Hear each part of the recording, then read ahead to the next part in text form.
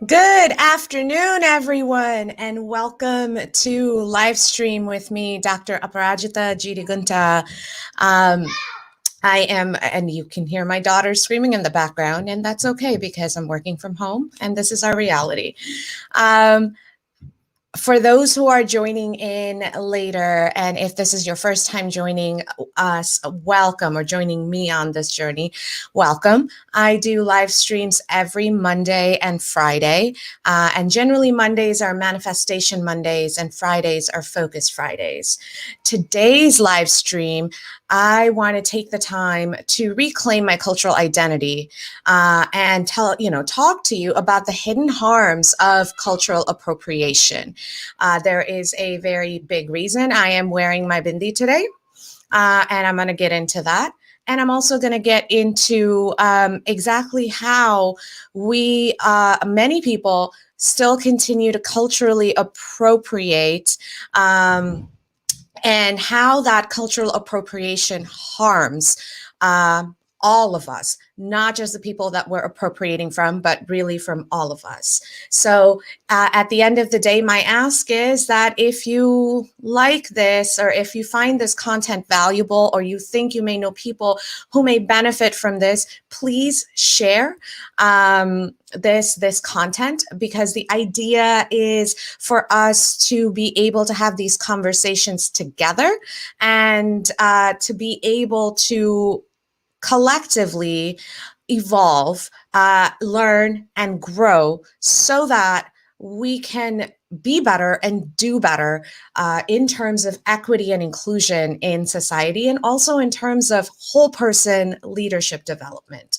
Now, before I get into the hidden harms of cultural appropriation, let me preface this, and I always have these, prefaces, contexts, and disclaimers that I feel like I absolutely need to and want to say. My views are my own. When I talk about reclaiming my cultural identity in this live stream, keep in mind I am not talking about the 1.3 plus billion Indians on this planet, or the about 1 million Indian Americans in this country. I am not representing my group as a whole. These are my views, and what I want to talk about today are the things that I've seen based on my perspectives, my lived experiences, my journey in life, my expertise, experiences, and all of that, and my observations. I also want to say that what I am saying about cultural appropriation today, while it may apply to other cultural groups as well, I absolutely am not speaking for those cultural groups. All of these cultural groups, all cultural groups, no matter which one you are a part of, every single one of us has our opinions and has our own voices. So in me speaking up today, I am not at all trying to take away the voice of any other member of a cultural group. I am simply uplifting one perspective. And if that perspective happens to be something that is of value to you, or something that resonates with you, then I am happy. But again, I will not be tokenized, and I am not trying to tokenize anybody in this, because that tokenization is something that is a hidden harm of cultural appropriation that we are going to get into. So with that being said, I want to get into this today. And what I really want to talk about in terms of reclaiming my cultural identity, I want to start it off with a story.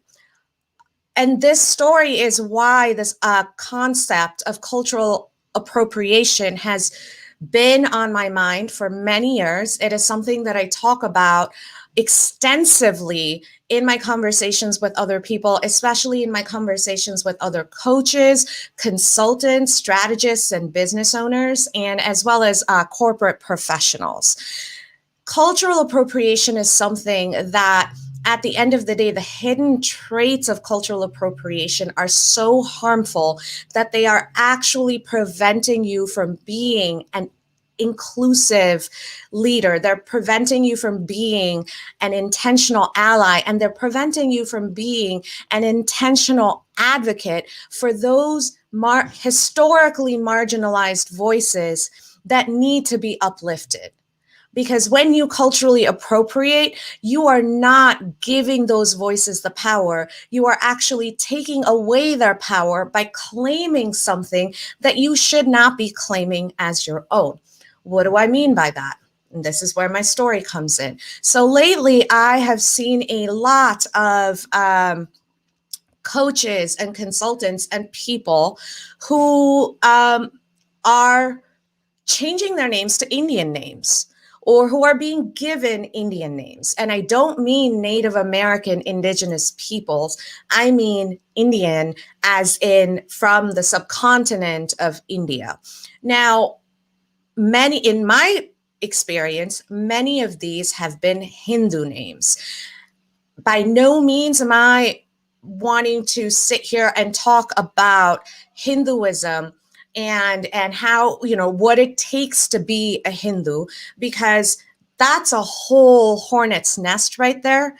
First of all, Hinduism was never meant to be a prescribed religion.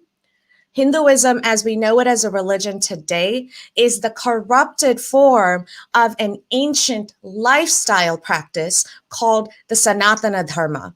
And according to the Sanatana Dharma, anybody that follows a path of righteous duty, of fulfilling their righteous duty, is somebody who is an evolved person, or who is somebody who is an evolving person.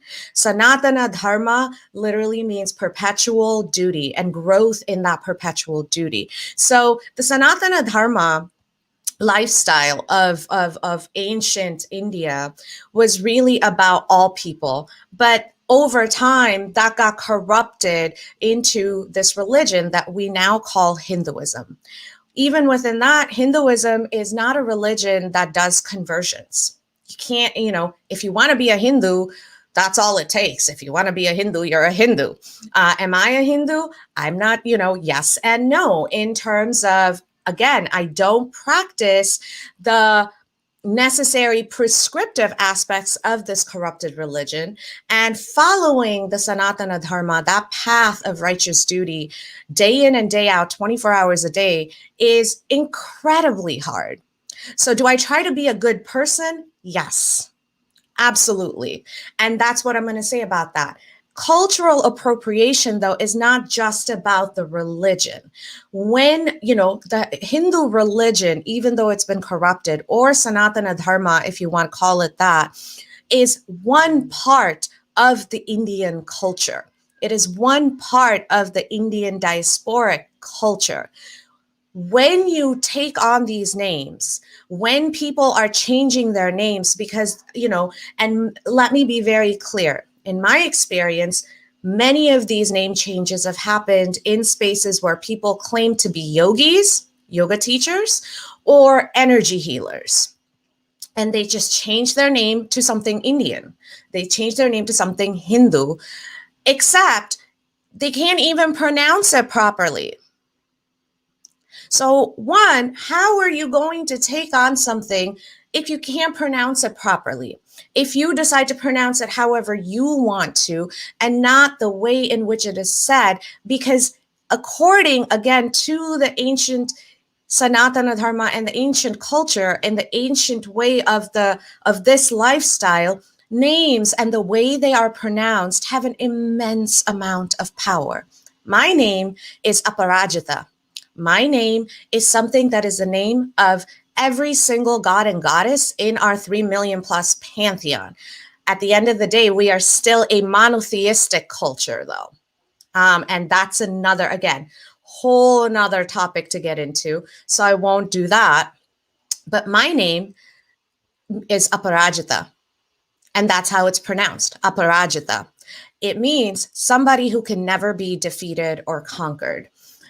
I have seen so many people who have Indian names that they don't even know what those names truly mean or how to pronounce these names properly, how to enunciate these names properly, or which syllables in the name to emphasize. These names have often been given to them by their teachers who may or may not happen to be a part of the Indian culture.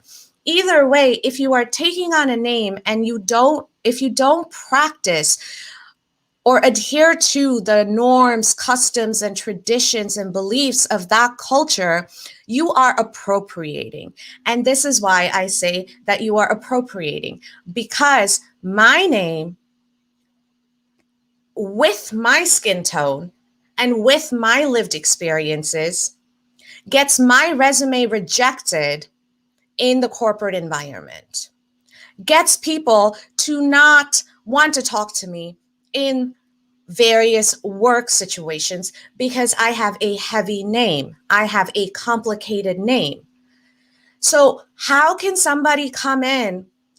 And this has been, the historical aspect of it. This has been the historical reality. And when I bring up this historical reality, I should have made this preface or disclaimer earlier too. Today, what I'm talking about is not about oppression Olympics. It's not. When I'm telling you about cultural appropriation and about me reclaiming my cultural identity and saying and calling out on those who are appropriating my culture for their benefit, I am not comparing that to the struggles of any person in any other culture or even in my own culture. So this is not about oppression of Olympics, but for anybody that wants to take on Indian names or Hindu names, one, understanding what the power behind that name is, and two, understanding, especially in the American context, how us having these names has harmed us. And you now are claiming these names, but you get to do that because that name is not associated with this kind of a face. So you get to do that safely, whereas historically we have been denied that same right. I go by AJ because that got more hits on my resume. My name is not AJ. My name is Aparajita. So if somebody else comes in and takes Aparajita, they don't understand the history of it, but they can use it safely. Yes, that is a pet peeve. That is a point of contention, and that is cultural appropriation, because you are taking something from me that has been used against me. You are taking a part of my identity that has been used against me, and you are using it to present yourself in a certain way. So that is harmful because, again, that is how you are actually continuing to marginalize those whose names actually belong to their culture. Right? And then the second aspect of that is mispronouncing the name. How can you, I'm not even joking. I recently had a conversation with somebody who claimed to be a yogi and an energy healer. And again, those are topics that deserve their own live streams, their own conversations, because you can't just get a certification and call yourself a yogi, because the Yoga Shastra actually has 16 different disciplines in it. So if you're a yogi, that's like me saying I'm a student. Of what? Right? So if you are, I recently had this conversation, and her name was Durga. That's what she decided to name herself. She chose this, and she said she felt compelled by it. Now, I'm not denying any of that. I'm not judging any of that either. And if somebody does feel compelled to do this, absolutely. Except she decided to pronounce her name Durga. Durga is one of our biggest goddesses. Durga is Shakti. Shakti is the core of your inner power and consciousness. And this is a name that is ancient, sacred. And all of a sudden, you decided to not learn the pronunciation and pronounce it however you want to.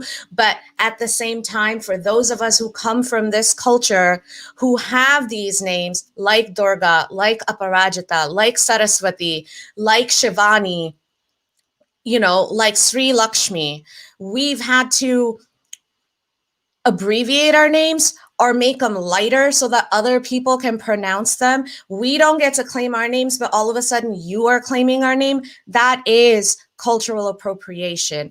Alexandra, thank you so much for joining this. I will get to the wide use of the word mantra and also the use of guru and pandit.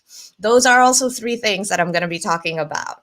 So at the end of the day, to wrap up this point about names, you don't need to, if you are an energy healer and if that's what your calling is, or if you are a yoga teacher and that's what your calling is, you don't need to take our name in order for you to present yourself as a more evolved person.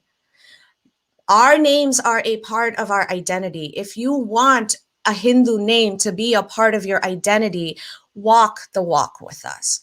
Understand the historical struggle that we have had as immigrants in this American land, where our names have been used against us. This is also why I'm wearing my bindi today, because many of us, thousands of us Indian women, have been told we are unprofessional for putting on our bindis, for having our nose rings, for wearing our salwar kameezes or our saris, because they are not professional and they don't meet professional standards. But at the same time, Gwen Stefani gets to do it and make millions of dollars out of it and turn it into a trend. We, as from the Hindu culture, have had missionaries come to us and convert us because we were considered savages, because our ancient scriptures were considered woo-woo. They're still considered woo-woo in many aspects of the world. In fact, even though ancient Hindu philosophies and doctrines are being proven to be some of the most scientific ancient documents to come out, even in the modern era. But at the same time, Madonna can take a part of our actual mantra, which I'm going to get to next, use it as a part of her, MTV Video Music Awards song, completely butcher the pronunciation, and again, make millions off of it. So when you are taking from another culture and you are profiting from it, when the people of that culture have been historically harmed by these exact aspects, you are not showing cultural appropriation. You are not showing cultural appreciation. You are appropriating, because you are using something that has been for decades put us down, has been used to marginalize us, has been used to tell us that we are not enough, that we are not professional enough, that we are not leadership material, that we are not X, Y, and Z according to the structures, the systemically racist and structures of America. All of these things have been used against us, and you are now claiming that as an evolved person to make money off of it. That is harmful. If you are doing that, you are not being an ally, even unintentionally. You are harming the movement toward equity and inclusion. So please think about where and why you are doing what you are, if you are taking aspects of our culture and using them for your benefit.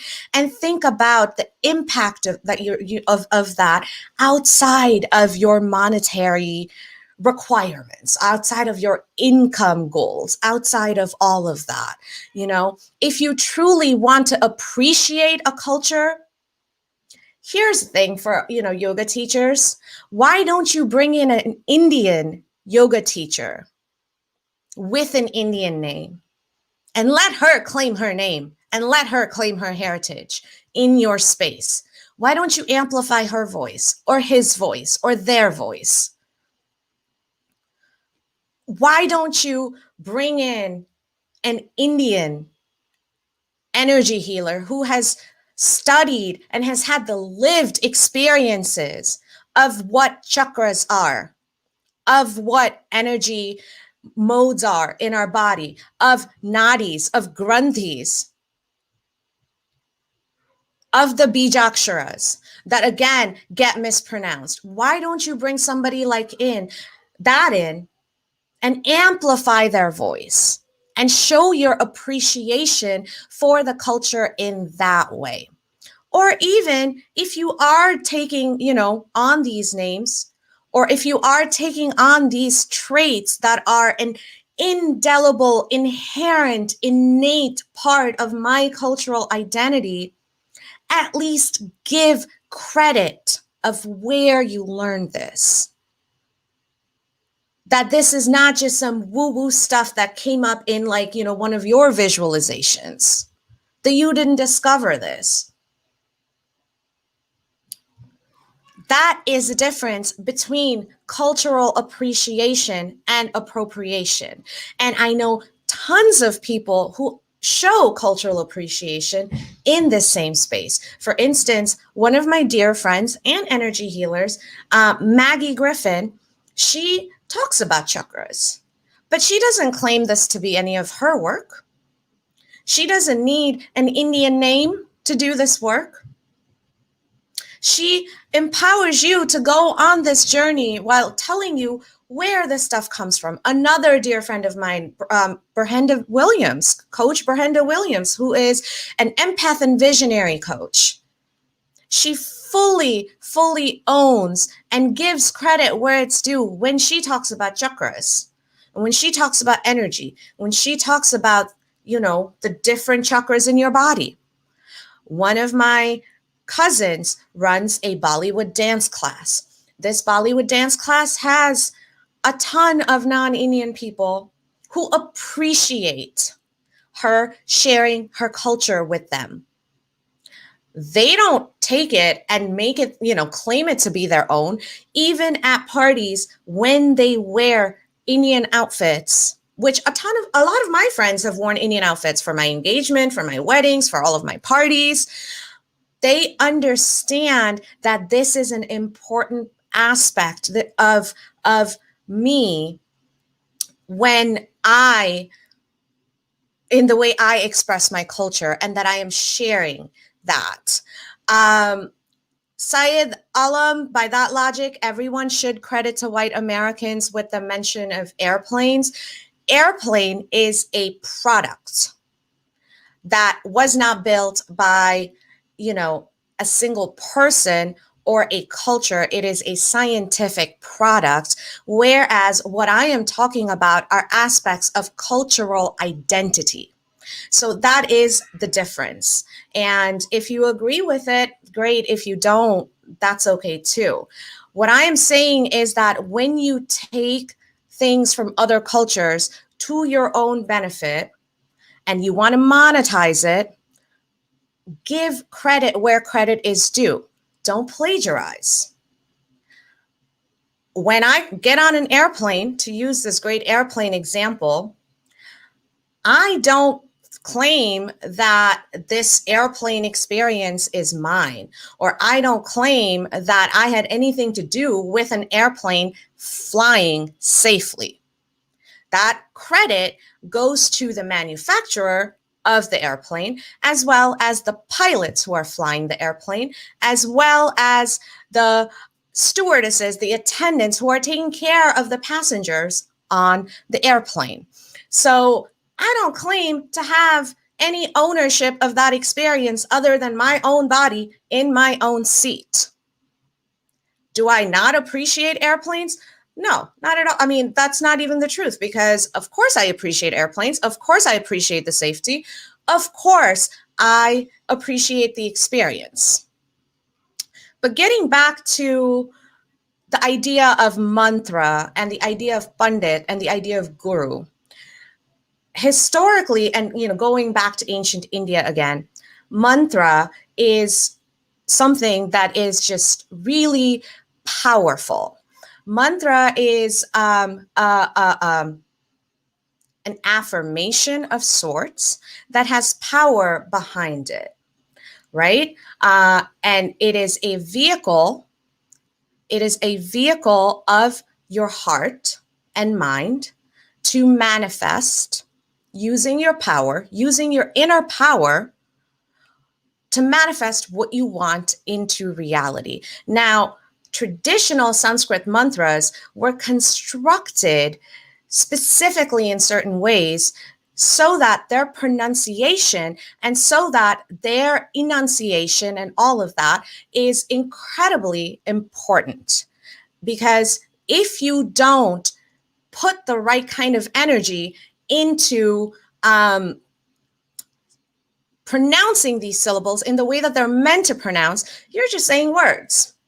Now, translating that into the widespread use of mantra, I like to call them, again, affirmations, because to me, from my cultural identity perspective, mantra has a very, very unique significance that ties into my cultural identity, that ties, and it is interesting because religion and spirituality are a part of my cultural identity, and that's where mantra comes from. Same thing with guru, same thing with pundits. When they talk about all of these news pundits or,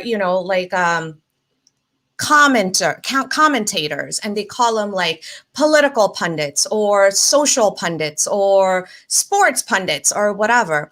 The word pundit has Indian origin. It has ancient Sanskrit origin to mean somebody who is extremely knowledgeable in a particular aspect of, or in a particular topic.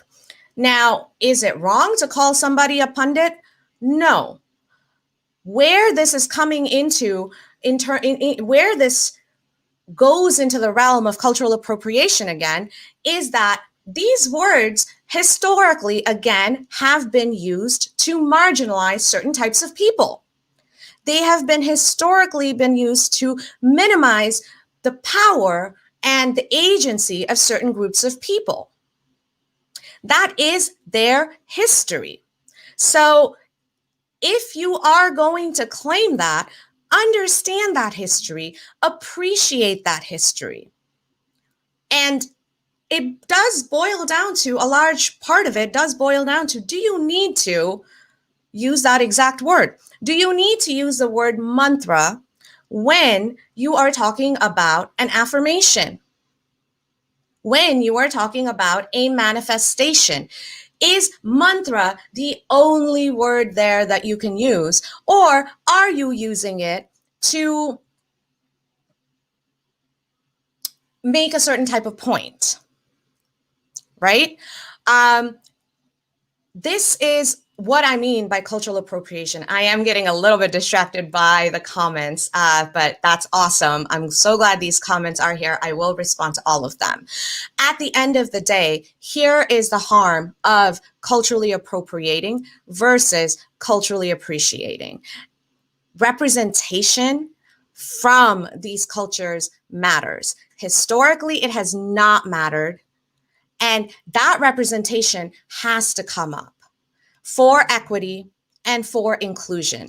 Because if you are monetizing off of another culture without giving them credit, then that is not equitable. If you are able to monetize and the other people from that culture have not been able to monetize, have not even been able to use their own cultural strengths to their advantage, then that is appropriation. That is not appreciation, because that is not about equity and that is not about inclusion. It is about you claiming something that is not your own, right?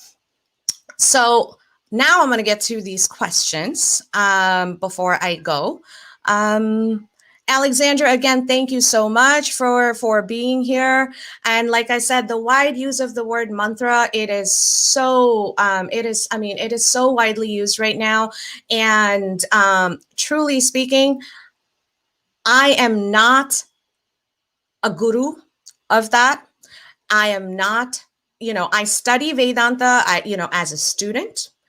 I dabble in that as a student. I have probably thousands and thousands more hours of learning to do before I can be any sort of an expert that can guide other people on it. But given what I have studied, what I can tell you is that mantra in ancient Sanskrit is very, very powerful, and it's meant to be used in a very specific way.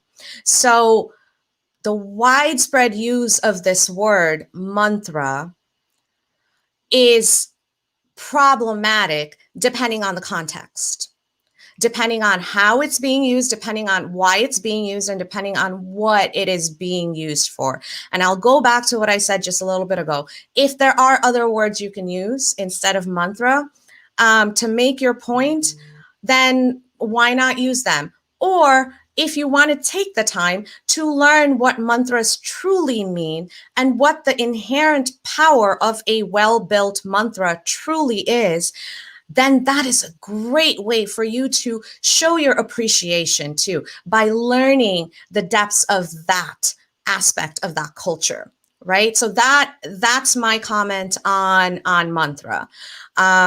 I wear a marking there on certain days. It's not a bindi. People get so weird about it. They don't know other indigenous spiritual practices are also, yep, exactly, right? There are so many different types of markings. This is also why, let's get back to, when we talk about cultural appropriation and the real harm done, this is why indigenous peoples and tribes have been talking about removing Native American mascots from sports teams, right? Because you don't get to just take something that the same things that you took to hurt people historically, you don't now get to claim them and make money off of them. That is appropriation. There are a ton of different types of markings. The bindi here connotates the recognition of the divine within in anyone.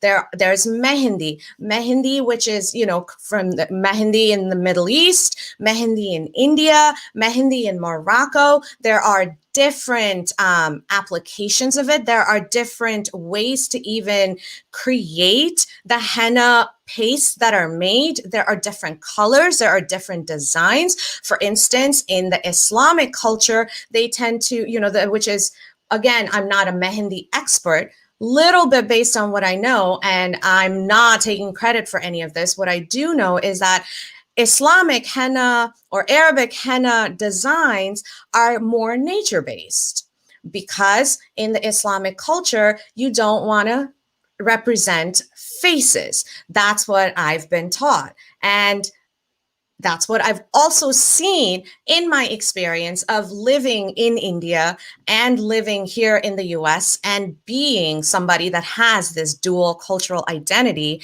And even when, and to be perfectly fair, when I lived in India, I lived in Hyderabad, which was a predominantly Muslim city and a Muslim area.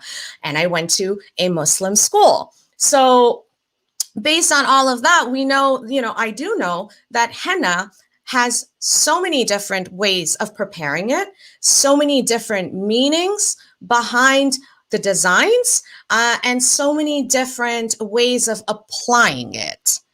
For instance, in the Indian subcontinent, people put henna in their hair as something to cool your scalp, but also as a sort of a natural dye, Now, is that cultural appropriation? If somebody takes henna and puts it in their hair?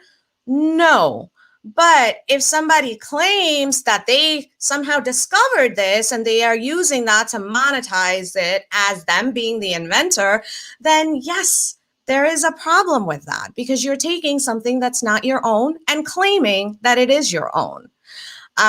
So at the end of the day, when you culturally appreciate and give credit where credit is due, instead of appropriating and using it for your profits, then that's when you can appreciate. That's when you can be a part of this greater movement for equity and inclusion, because in doing so, you're advocating for a different culture. You're advocating for something that is not mainstream, without claiming that to be your own if it's not your own.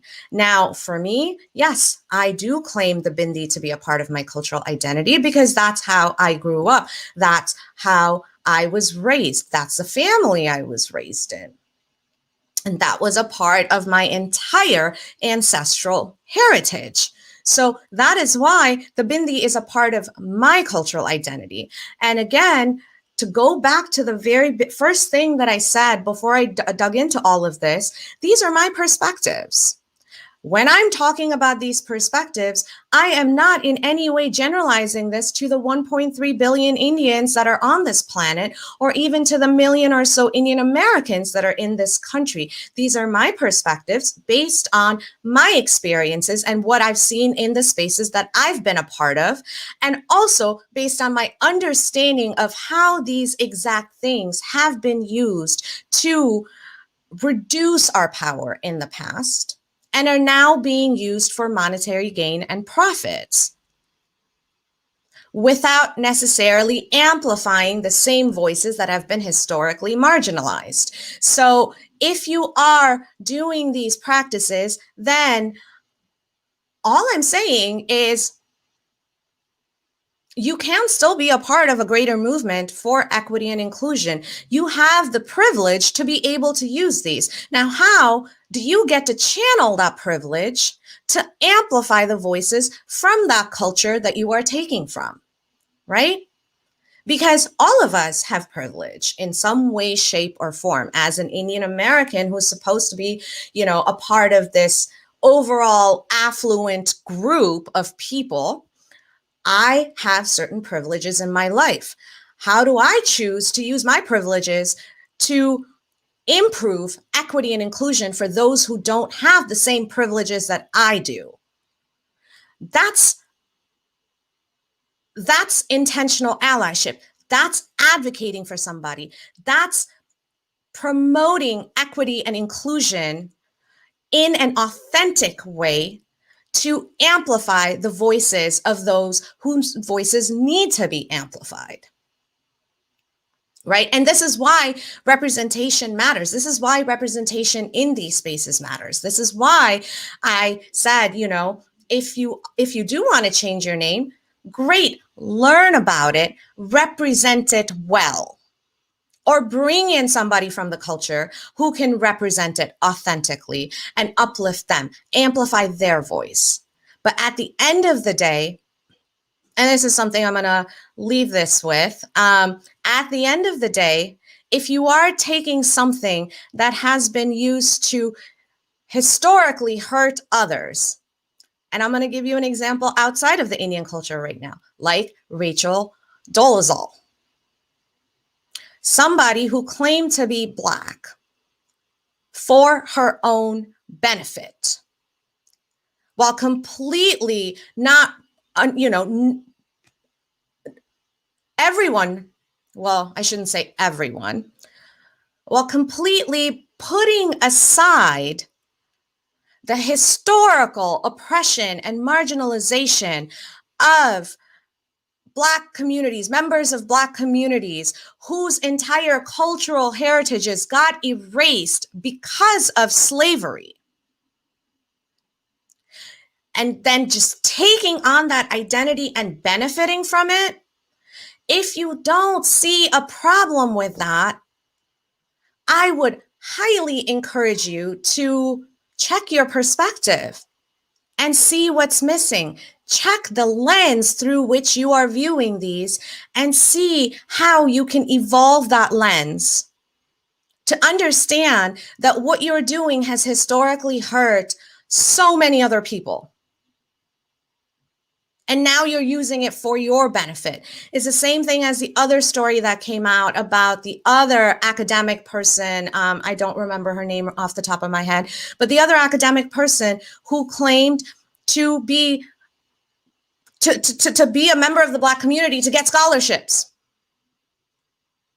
And that's not what their truth was. So are you representing truth? Or are you representing something that's convenient to you that you can just make profit off of?